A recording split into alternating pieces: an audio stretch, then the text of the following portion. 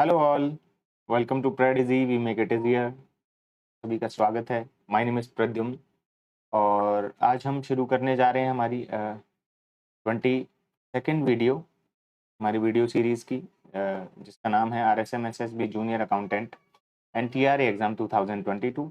इसमें हम English grammar पढ़ रहे हैं और जो बुक मैं रेफ़र कर रहा हूँ वो English for administrative services by professor BK Rastogi.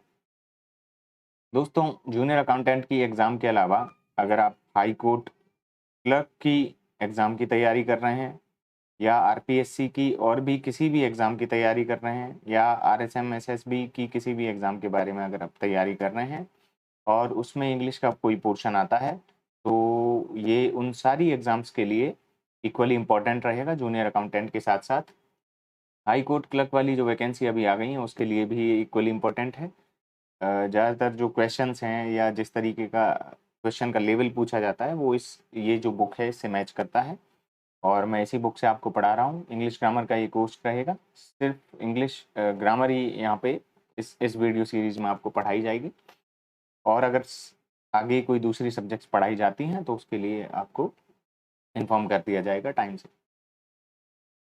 Video शुरू करने से पहले दोस्तों, मैं आप सबसे रिक्वेस्ट करना चाहूँगा कि प्लीज़ हमारा टेलीग्राम जो चैनल है प्रेडिजी वी मेक इट इजी है, जहाँ पे आप अगर सर्च करते हैं प्रेडिजी के नाम से तो आपको ये लोगो दिखेगा। आप उसे प्लीज़ ज्वाइन कर लें, जिससे आपको अपडेट्स मिलती रहें हमारे यहाँ से। इसके अलावा अगर आपकी कोई भी क्वेश्चंस हैं, क्वेरीज़ हैं, डाउट्स हैं, अ, कोई सजेशन आप हमें अगर देना चाहते हैं तो आप हमें ईमेल कर सकते हैं angrezi@gmail.com पर। आपके जो भी क्वेश्चंस हैं उनका जवाब दिया जाएगा। आपके जो भी सजेशंस हैं उनको ध्यान में रखा जाएगा। उनकी कोशिश की जाएगी कि उसमें सुधार किया जा सके। अगर कोई कमी आपको यहाँ पे चैनल में दिख रही हो, पढ़ाने के तरीके में, स्लाइड्स की बनाने के तरीके में, या फिर जो भी पोर्शन मैं पढ़ा रहा हूँ टॉपिक में कोई चीज़ छूट गई है उसके लिए, या क्वेश्चंस के लिए, या किसी भी चीज़ के लिए आप हमें कोई भी सजेशन दे सकते हैं। We will be more than happy for that. चलिए अब शुरू करते हैं आगे के हमारे प्रपोजिशंस। हमने यहाँ पे मैं आपको दिखा दूँ कि अलोंग तक कंप्लीट कर लिया था। आज हम अमोंग से चालू करेंगे और अमोंग से पढ़ना हम स्टार्ट करते हैं अब। तो आज पहला जो है हमारा वो रहेगा अमोंग। अमोंग का यूज़ कैसे करना है प्रपोजिशन का, वो मैं बता देता हूँ आपको। अमोंग का यूज़ सराउंडेड बाई के लिए, in the middle of more than two के लिए किया जाता है। जैसे कि हमने देखा था कि बिटवीन का जो यूज़ है वो अलग तरीके से किया जा रहा था। बिटवीन का यूज़ हम कर रहे थे सिर्फ दो के लिए, लेकिन यहाँ पे जो है अराउंड अमोंग का जो यूज़ है वो दो से ज़्यादा के लिए किया जाएगा। और इसके हम अब एग्जाम्पल सेंटेंस देख लेते हैं। सराउंडेड बाई मतलब कहीं से लोगों से घिरा हुआ अगर कोई होता है, ठीक है, दो से अधिक लोगों के बीच अगर कोई घिरा हुआ है तो सराउंडेड बाई उनसे घिरा हुआ रहता है। या फिर दो से अधिक चीज़ों के बीच में कोई चीज़ आ रही है तो उसके लिए भी हम अमोंग का यूज़ करते हैं। जैसे for example, Rita was sitting among her children. Rita जो है वो अपने बच्चों के बीच में बैठी हुई थी, मतलब उसके जो बच्चे थे उन्होंने उसको घेरा हुआ था। इसका मतलब दो से ज़्यादा बच्चे हैं। Rita was sitting among her children. दूसरा हम सेंटेंस देख लेते हैं। There is a village among the hills. ये चारों तरफ पहाड़ियां हैं और उनके बीच में एक गांव है। There is a village among the hills, उन सबके बीच में क्या है, एक गांव है कई सारी पहाड़ियों के बीच में। तो इस तरीके से आएगा। इसका मतलब ये जो बच्चे और ये पहाड़ियां हैं ये 2+ हैं, मतलब दो से ज़्यादा हैं। इसके बाद शोज, इट शोज इंक्लूजन और एसोसिएशन। ये बहुतों में से एक होने को बताता है कि मैं एक ग्रुप का हिस्सा हूँ, मतलब दो से ज़्यादा लोगों का एक हिस्सा है और दो से ज़्यादा लोगों का एक ग्रुप है और उसका मैं एक हिस्सा हूँ, तो उसको दर्शाने के लिए इसको बताते हैं शोज इंक्लूजन और एसोसिएशन, या आप उससे संबंध रखते हैं। तो कैसे ये रहेगा, इसको हम एग्जाम्पल सेंटेंस से देखते हैं। I saw him among the crowd. मैंने उसको भीड़ में देखा। इसका मतलब वो भीड़ का हिस्सा था, भीड़ से उसका ताल्लुक था और उस भीड़ में उसको देखा गया। तो अमंग का यूज हम यहाँ पे करते हैं। Among those present was the principal of our college. जितने भी लोग प्रेजेंट थे, was the principal of our college, उनमें हमारे कॉलेज के जो प्रिंसिपल थे वो भी उसमें शामिल थे। तो एसोसिएशन उसका बता दिया वहाँ पे, इंक्लूजन उसका यहाँ पे बताया है आपको। तो इस तरीके से अमोंग का यूज करते हैं। If you are surrounded by और in the middle of more than two things of people. इसके अलावा इट शोज इंक्लूजन और एसोसिएशन। चलिए अब दूसरा इसका उपयोग देख लेते हैं, दूसरा क्या यूज है। इसके अलावा अमोंग का यूज किया जाता है use for more than 2 person of things. दो या दो से अधिक व्यक्तियों या वस्तुओं के लिए किया जाता है अगर हम बंटवारा वहां पर कर रहे हैं तो। ठीक है, मतलब किसी चीज को कुछ लोगों में बांटना है, किन्हीं लोगों के बीच में। दो के बीच में अगर बांटते हैं तो हम बिटवीन का यूज करते हैं, लेकिन दो से ज्यादा के बीच में बांटने वाली स्थिति में हम अमोंग का यूज करेंगे। तो अमोंग का यूज ऐसी स्थिति में किया जाएगा। Property was divided among the 5 brothers. अब देख लीजिए, आप दो से ज्यादा हैं, 5 भाई हैं और उनके बीच जो है प्रॉपर्टी का बंटवारा किया गया है। ठीक है, तो इसके में अमोंग का यूज किया जाएगा। The property was divided among the 5 brothers, 5 भाइयों के बीच में वो बांटी गई है। Settle the matter among yourselves.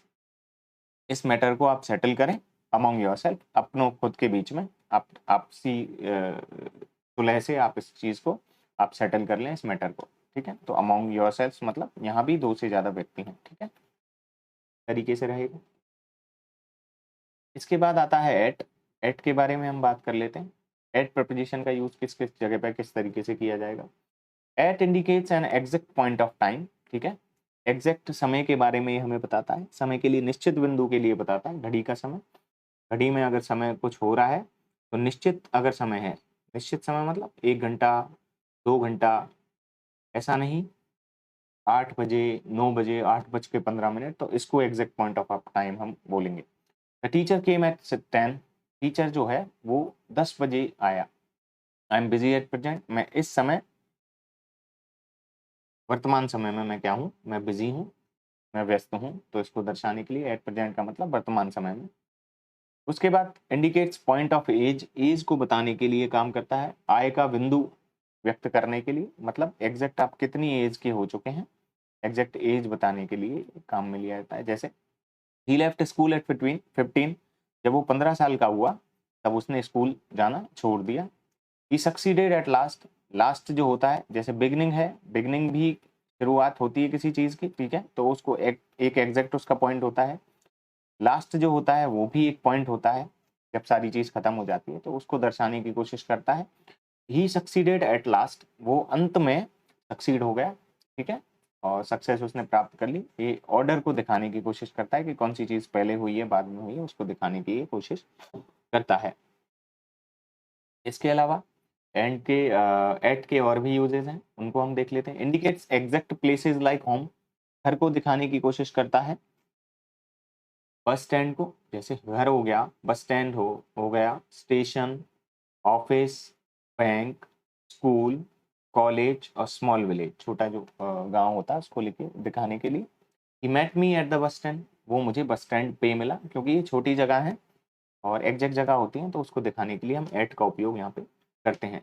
He is at his office, वह अपने ऑफिस पर है, ऑफिस गया हुआ है। ठीक है, इसके अलावा it indicates direction, use with the name of festivals. Direction को बताने के लिए भी काम में आता है और फेस्टिवल्स के नामों को बताने के लिए भी ये काम में आता है। जैसे होली है, दिवाली है, रक्षाबंधन है, ठीक है, ईद है, इस तरीके से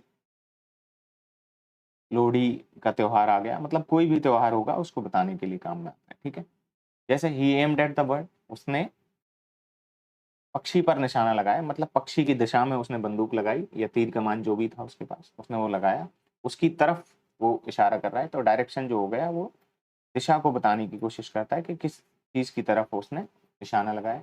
रमन लाफ्ट एट मी, वो मेरी तरफ हंसा, मतलब मुझे देख के हंस रहा है या मेरे ऊपर हंस रहा है। We buy new clothes at Diwali, हम दिवाली पर नए कपड़े खरीदते हैं। We shall get our house white washed at Diwali, और दिवाली पे हमें हमारे घरों पे पुताई करनी चाहिए। वाइट वॉश्ड उसी को बोलते हैं पुताई करने को। ठीक है, we shall get our house white washed at Diwali, Diwali पे हमें अपने घर की पुताई करनी चाहिए, साफ सफाई करनी चाहिए। इसके बाद एट के और भी उपयोग हैं, उनके बारे में बात कर लेते हैं। एट इंडिकेट्स रेट और डिग्री, रेट बताता है किसी चीज की या डिग्री बताता है क्या ज्यादा है या कम है उसको दिखाने के लिए। प्राइस बताने के लिए कि कितनी किसी भी चीज की कीमत है, और नंबर बताने के लिए संख्या बताने के लिए, ठीक है। गति को बताने के लिए, और विशेषण की जो डिग्री होती है, ठीक है, एडजेक्टिव्स की जो डिग्रीज होती हैं वो आप पढ़ेंगे आप, तो उनको बताने के लिए काम लिया जाता है, ठीक है। जैसे ही ड्राइव्स एट फुल स्पीड, वो फुल स्पीड पे चलाता है। फुल जो है, फुल स्पीड का मतलब होगा एक एग्जैक्ट स्पीड होगी किसी भी व्हीकल की, उससे ज़्यादा वो जा नहीं सकती। तो एग्जैक्ट एक पॉइंट होता है जहाँ पे उसकी स्पीड रुक जाएगी, मतलब उससे ऊपर स्पीड नहीं जाएगी, तो एट उसके लिए यूज किया जाएगा क्योंकि वो पॉइंट है, ठीक है। स्पेसिफिकली एक पॉइंट आ गया वहाँ पे। Raman is at his best, और बेस्ट से अच्छा और कुछ नहीं हो सकता, बेस्ट का मीनिंग ही परफेक्ट है। तो इसके लिए भी एट का उपयोग किया जाता है कि जितना बेहतर वो हो सकता है उतना है, ठीक है, तो बेस्ट है वो। He selling goods at a loss, वो लॉस में जो है अपने सामान को बेच रहा है, ठीक है, एट ए लॉस कीमत को बता रहा है। ही एस्टिमेटेड द क्राउड एट 1000, ठीक है, उसको उसने भीड़ को देखा और अंदाजा लगाया कि 1000 लोग वहां पे हैं, तो एट 1000। अब स्पेसिफिकली यहाँ पे नंबर लिख दिया है, तो 1000 अगर लिख दिया तो एट आपको लिखना होगा वहां पे, को दिखाने के लिए काम में लिया जाता है। एट का दोस्तों एक और यूज है, वो भी हम बात कर लेते हैं उसके बारे में। एट इंडिकेट स्टेट, मैनर या एक्टिविटी, इन तीनों को बताने के लिए काम करता है। स्टेट मतलब अवस्था, अवस्था को बताने के लिए काम करता है, ठीक है। मैनर मतलब किसी भी काम करने के तरीके के बारे में बात करता है। एक्टिविटी मतलब गतिविधि को बताने के लिए काम करता है, को दर्शाने के लिए इसका उपयोग किया जाता है। जैसे they were at war with their neighbours, ठीक है, वो अपने पड़ोसियों के साथ लड़ाई पे हैं, मतलब उनसे उनका झगड़ा चल रहा है। They were at war with their neighbours, तो एट वॉर विद इसका उपयोग किया जाता है। द चिल्ड्रन, ई यहाँ पे मैं लिखना भूल गया, तो the children are at play, children जो हैं वो खेलने में बिजी हैं, खेल रहे हैं। He is good at English, ठीक है, तो गुड एट, गुड के साथ एट लग के इंग्लिश आ जाता है, बट वीक इन हिंदी, और वीक इन हिंदी आ गया। गुड एट इंग्लिश यहाँ पे आ गया मैनर। शिप आर एट सी, ठीक है, एक्टिविटी को बता रहा है कि वो कहाँ पे है कोई भी चीज। The ships are at sea, sea ships जो हैं वो समुद्र में।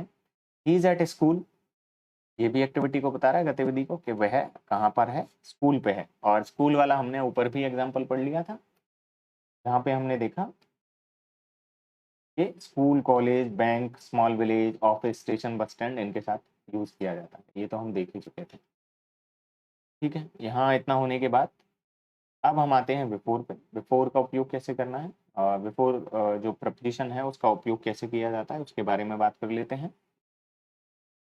बिफोर का यूज दोस्तों किया जाता है इन फ्रंट ऑफ के लिए, ठीक है, मतलब किसी चीज के सामने कोई चीज अगर है तो उसको दर्शाने के लिए बिफोर का यूज किया जाता है। सामने मैं यहाँ पे लिख देता हूँ, सामने को दर्शाने के लिए बिफोर का यूज किया जाता है। Before him was the black board, उसके जस्ट सामने, मतलब उसके चेहरे के सामने, सामने वाले पार्ट के सामने की बात होती है इसमें बिफोर में। Before him was the black board, उसके सामने ब्लैक बोर्ड था। He lives before my house, वह मेरे घर के सामने रहता है, मतलब मेरे घर का दरवाजा जहाँ खुलता है उसके जस्ट अपोजिट डायरेक्शन में उसका घर है। He lives before my house, वह मेरे घर के सामने रहता है, ठीक है। बिहाइंड मतलब मेरे घर की दीवार के पीछे, और बिफोर का मतलब होता है मेरे घर का दरवाजा जिस दिशा में खुलता है उस दिशा के सामने। इसके अलावा अर्लियर देन में टाइम के को भी वो शो करता है और प्लेस को भी शो करता है, समय और स्थान को बताने के लिए ये काम में लिया जाता है। ही विल कम बिफोर 9, वह 9 बजे से पहले आ जाएगा, तो पहले समय को दर्शाने के लिए कि 9 बजे से पहले आ जाएगा। पालम कम्स बिफोर दिल्ली, ये भी पहले के लिए यूज किया जाता है, लेकिन यहाँ समय की हम बात कर रहे हैं और नीचे वाले सेंटेंस में हम बात कर रहे हैं स्थान की, ठीक है, प्लेस की हम बात कर रहे हैं। तो पालम कम्स बिफोर दिल्ली, हम रास्ते में अगर जाते हैं तो पालम दिल्ली से पहले आता है, तो पहले की बात कर रहे हैं। समय की और स्थान दोनों की हम इसमें बात करते हैं। इसके बाद बिफोर का एक और यूज है, मतलब इन द प्रेजेंस ऑफ, किसी कोई व्यक्ति है उसकी उपस्थिति में कोई काम हो रहा है, ठीक है, किसी भी व्यक्ति के सामने। Thief was brought before the magistrate, ठीक है, जो चोर था उसे मजिस्ट्रेट के सामने लाया गया, मतलब उसके सामने लाया गया, किसके सामने, मजिस्ट्रेट के सामने। The witness appeared before the जज, विटनेस जो था उसको जज के सामने अपीयर किया गया, मतलब उसकी तारीख आई और उसको जज के सामने ले गए, जहाँ कोर्ट में फैसले लिए जाते हैं वहाँ तरीके से, ठीक है। इसके बाद हम बात करते हैं बिहाइंड की। बिहाइंड प्रीपोजिशन के बारे में बात करेंगे। बिहाइंड प्रीपोजिशन का यूज कहाँ पे किया जाएगा, किस तरीके से किया जाएगा। जैसा कि मैंने अभी अभी आपको बिफोर वाले एग्जाम्पल में बताया था, उसी का अपोजिट बिहाइंड रहता है और उसका यूज हम इस तरीके से करते हैं, मतलब एट द बैक ऑफ, मतलब मेरे घर की पिछली जो दीवार है, पीछे वाली जो दीवार है उसके पीछे की हम बात करते हैं, मतलब पीछे या पिछवाड़े में, ठीक है, पीछे या पिछवाड़ा, ठीक है। तो he lives behind my house, मतलब वह मेरे घर के पीछे रहता है। तो आप इसको इस तरीके से समझ सकते हैं, जैसे मान लो ये मेरा घर है और यहाँ पे इसका दरवाजा खुलता है, तो इस वाली डायरेक्शन में वो रहता है। ये तो हो गया बिहाइंड, ठीक है, ये मैं हूँ, मेरा घर है मतलब। और बिफोर की अगर हम बात करेंगे तो वो यहाँ रहता है, ठीक है, उसका दरवाजा ऐसे मेरे घर के सामने खुलेगा। अ, ये बिफोर वाली कंडीशन हो गई, ठीक है, बिहाइंड का ये हो गया। अब इसका दरवाजा चाहे यहाँ खुले चाहे यहाँ खुले, उसकी कोई इशू नहीं है, लेकिन इसकी जब बात करते हैं तो इस तरीके से कंडीशन इसमें बनती है। बिहाइंड और बिफोर का मतलब आप बहुत अच्छे से इसके बाद समझ गए होंगे। The girl stood behind her father, जो लड़की थी वो अपने पिता के पीछे खड़ी थी। पीछे मतलब पिता की जो पीठ है उसके पीछे की साइड, ठीक है, पीठ की साइड। तो बिहाइंड और बिफोर का आपको जो अंतर है बहुत अच्छे से इसमें समझ में आ गया होगा, आई होप। इसके बाद हम बात करते हैं इन support of. In support of समर्थन देने के लिए बिहाइंड का यूज करते हैं कि मैं तुम्हारे बिहाइंड हूँ, मतलब मैं तुम्हारा समर्थन करता हूँ। जैसे हिंदी में भी हम बोलते समय बोलते हैं कि मैं तेरे पीछे हूँ, तुम टेंशन ना ले, इसी इस तरीके से हम बात करते हैं। I am behind you in your difficulties, मैं तुम्हारे पीछे ही हूँ, मतलब तुम्हारा साथ दे रहा हूँ तुम्हारी डिफिकल्टीज में, आपको टेंशन लेने की जरूरत नहीं है। The whole village was behind the sarpanch, मतलब सब सारी पूरा की पूरा जो गांव है वो सरपंच का समर्थन कर रहा था, तो यहाँ पे समर्थन की बात यहाँ पे की जाती है। इसके बाद बिहाइंड का मीनिंग होता है इंफीरियर या बैकवर्ड, मतलब कोई चीज किसी से कमतर होती है उसको बताने के लिए, या पिछड़ी हुई होती है, ठीक है, कमतर इसे हम बोलते हैं या पिछड़ी हुई इसे हम बोलेंगे, तो उसको दिखाने के लिए इसका उपयोग किया जाता है बिहाइंड का, घटिया या पिछड़ा बताने के लिए। Raman is behind all other students in English, Raman जो है वो जितने भी स्टूडेंट्स हैं क्लास में उनसे पिछड़ा हुआ है, कमतर है। इंग्लिश की अगर आप बात करें तो इंग्लिश में जो रमन है वो बाकी जो भी स्टूडेंट्स हैं क्लास के उनसे कम है। Pakistan is behind America in science, Pakistan जो है वो यहाँ पे पिछड़े की बात करेगा, पाकिस्तान पिछड़ा हुआ है अमेरिका से। अगर हम विज्ञान की बात करें तो विज्ञान में पाकिस्तान अमेरिका से पिछड़ा हुआ है, मतलब उससे घटिया है, उससे कमतर है। इसके बाद हम बात करते हैं बिलो की। बिलो का उपयोग किस तरीके से किया जाएगा वो हम देख लेते हैं। बिलो प्रपोजिशन का किस तरीके से यूज किया जाता है उसके बारे में बात करते हैं। लोअर देन मतलब नीचे के लिए, लोअर इन रेट अगर रेट में कम बताने के लिए, वैल्यू या इंपॉर्टेंस में कम बताने के लिए, ठीक है, का उपयोग करते हैं, ठीक है। एग्जाम्पल सेंटेंस से हम समझते हैं। The picture hung below the window, जो खिड़की थी उसके नीचे, ठीक है, तो बिलो का मतलब हो गया खिड़की के नीचे वाली जगह पर जो पिक्चर है वो लगी हुई थी। A captain is below is major, जो कैप्टन जो होता है वो वैल्यू में, ठीक है, या इंपॉर्टेंस में मेजर से कम होता है, मतलब उसकी रैंक छोटी होती है। A captain is below a major. This is below my dignity, ये मेरी जो डिग्निटी है उससे नीचे का काम है, ठीक है, मतलब जितना मैं आशा रखता हूँ उससे कम का मुझे काम दिया गया है, इस तरीके से आप समझें। This is below my dignity. This pen is below 10 rupees, तो यहाँ पे रेट की बात आ गई कि 10 रुपए से कम का है, ये कीमत की बात कर दी इसने, 10 रुपए से कम का ये पेन है, इसके बारे में हमने बात की है। बिलो का जो उपयोग था वो यही था। इसके बाद हम बात करेंगे एक second.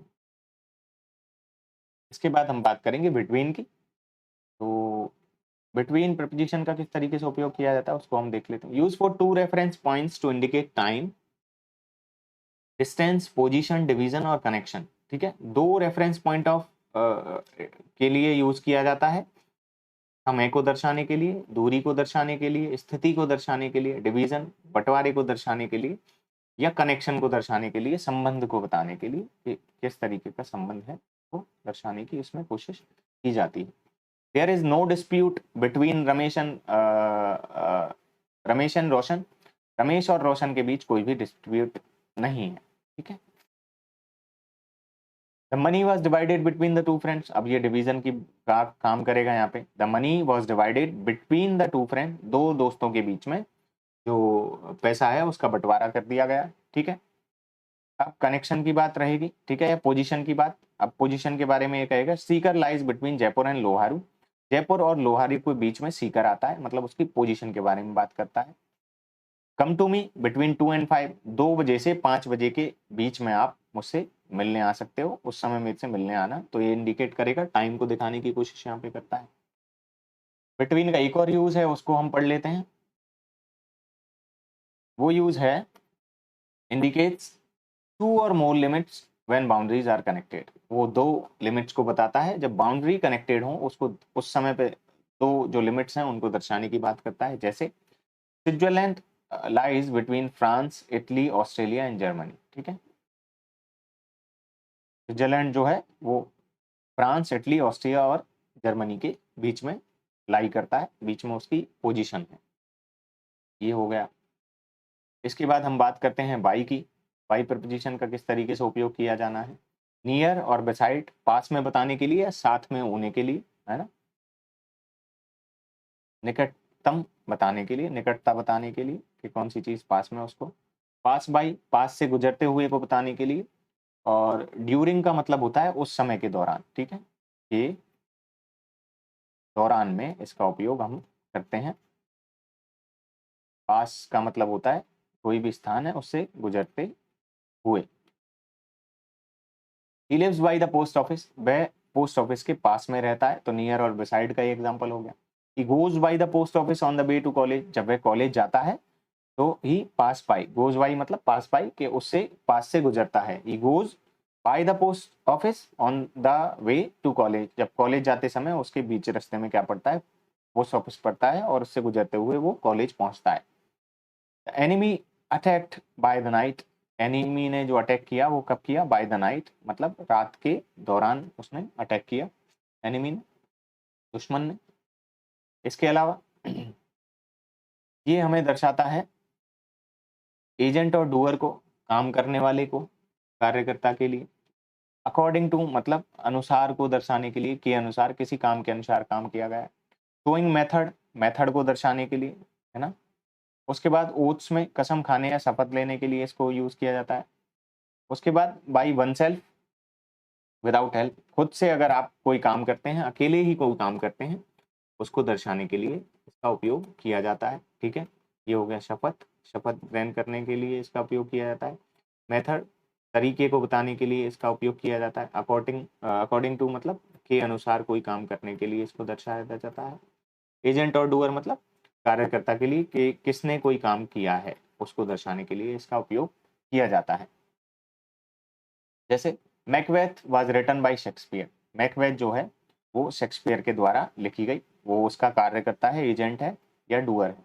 To children were killed by lightning, ठीक है, दो जो थे लोग थे, बच्चे थे, वो लाइटनिंग की वजह से, बिजली गिरने की वजह से मर गए। What is the time by your watch, ठीक है, अकॉर्डिंग टू, ये के अनुसार वाली बात हो गई, आपकी घड़ी के हिसाब से कितना समय हो रहा है, आपकी घड़ी के अनुसार कितना समय हो रहा है। He caught me by the collar, ये तरीके को दर्शाने के लिए, ठीक है, he caught me by the collar, तरीकों को दर्शाने के लिए कि उसने मुझे कॉलर से पकड़ा है, मेरी जो शर्ट है उसकी कॉलर को पकड़ के मुझे उसने पकड़ा है। By God he is an honest man, तो यहाँ पे ये कसम खाने के लिए आ गया कि बाई गॉड, भगवान की कसम, he is an honest man, वह एक ईमानदार व्यक्ति है। He was standing at the bus stop by himself, वो बस स्टैंड पे अकेला ही खड़ा था, मतलब खुद ही खड़ा था, उसके साथ कोई और नहीं था। इस तरीके से इसका उपयोग किया जाएगा।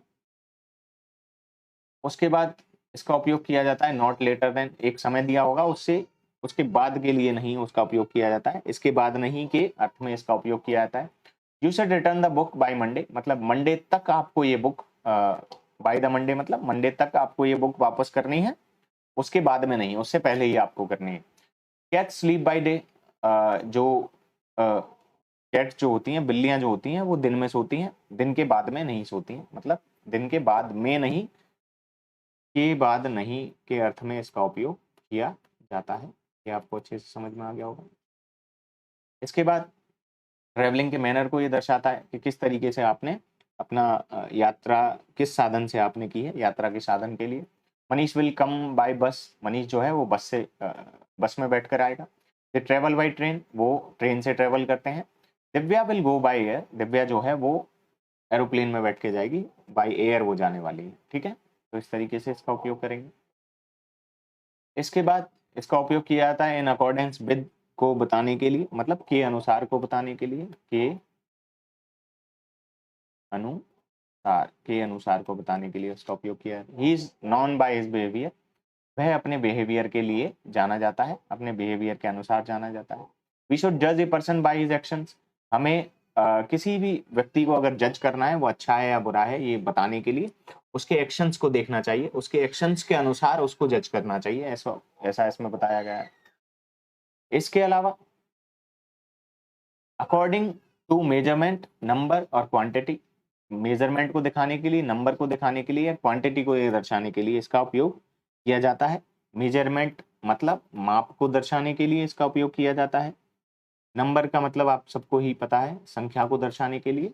और क्वांटिटी जो है मात्रा को दर्शाने के लिए इसका उपयोग किया जाता है। He sells apple by the dozen, वो जो सेब है उनको वो डजन के हिसाब से बेचता है, मतलब दर्जन के हिसाब से बेचता है।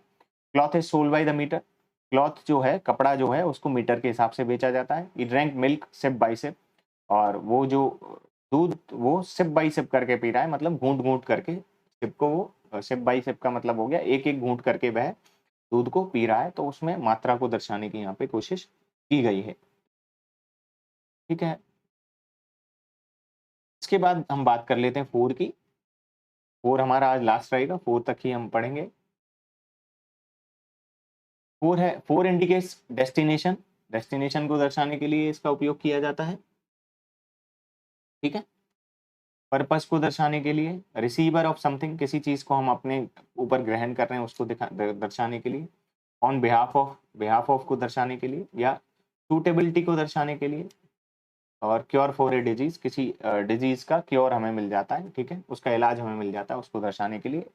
ये आपको और अच्छे से समझ में आएगा इन एग्जाम्पल सेंटेंसेस से। जैसे ही लेफ्ट फॉर दिल्ली यस्टरडे, वो डेस्टिनेशन हो गया अब उसका, ठीक है, फिर वो उसको वहां तक पहुंचना है। He left for Delhi yesterday, वो दिल्ली के लिए रवाना हो गया। I bought a pen for Manish, अब किसके लिए, मनीष के लिए, मनीष उस पेन का रिसीवर हो जाएगा।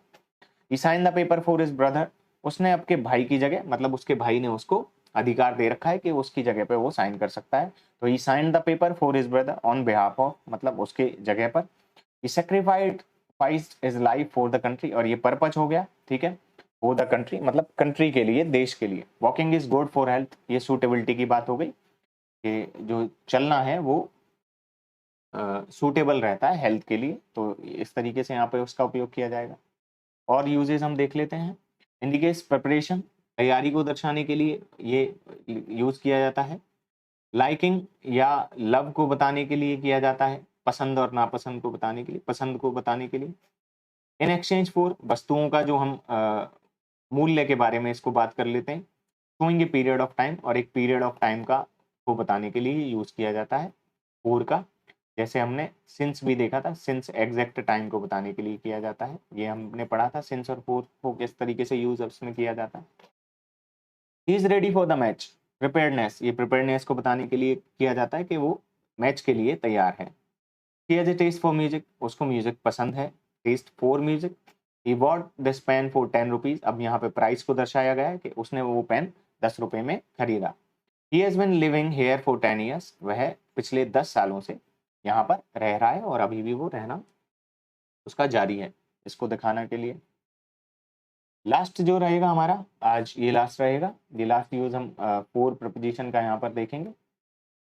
इन सर्च ऑफ, किसी चीज की सर्च करने के लिए, उसको ढूंढने के लिए, ठीक है, किसी की तलाश में। इन सपोर्ट ऑफ, किसी का समर्थन करने के लिए। और टू द एक्सटेंट ऑफ, मतलब किस हद तक आप किसी काम के लिए जा सकते हैं, उसके लिए सीमा को दर्शाने के लिए उपयोग किया जाता है। Event abroad for a good job, वह एक अच्छे काम की तलाश में अब्रोड चला गया, मतलब देश से बाहर गया। People were for early election, people जो थे, लोग जो थे, वर फॉर अर्ली इलेक्शन, जल्दी चुनाव करवाने के पक्ष में थे, ठीक है, समर्थन में थे। West Indies were all out, यहाँ पे टी है, आर नहीं है। The West Indies were all out for 150 run, extent को दर्शाने के लिए यहाँ पे इसका उपयोग किया जाता है कि 150 पे वेस्ट इंडीज है वो ढेर हो गई, 150 रन ही वो बना पाई, ठीक है, तो एक्सटेंट को दर्शाने के लिए यहाँ पे उपयोग किया जाता है। तो आज के लिए सिर्फ इतना ही था दोस्तों। 22 हमारा चैप्टर था आज, ठीक है। एक सेकंड आपको बता देता हूँ। हाँ, यहाँ से 22 चैप्टर हम पढ़ रहे थे आज। जूनियर अकाउंटेंट की एग्जाम के लिए हम पढ़ रहे हैं। हाई कोर्ट क्लर्क की जो वैकेंसी आ गई है वो भी लगभग 2.5-3 महीने में एग्जाम उसका हो जाएगा, तो उसकी भी तैयारी आप इन्हीं वीडियो से कर सकते हैं।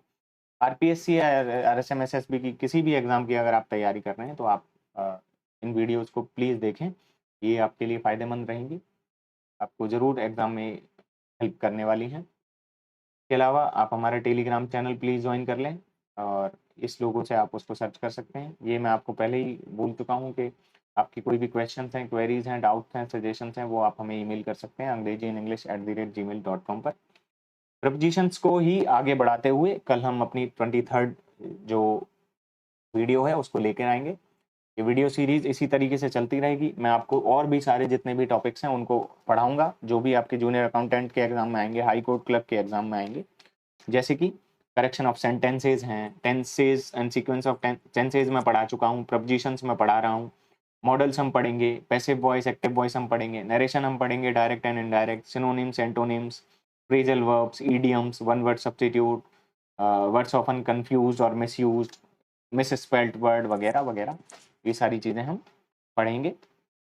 तो आज के लिए बस इतना ही। Thank you so much for watching. Bye bye, take care, have fun, have a great day ahead. Thank you.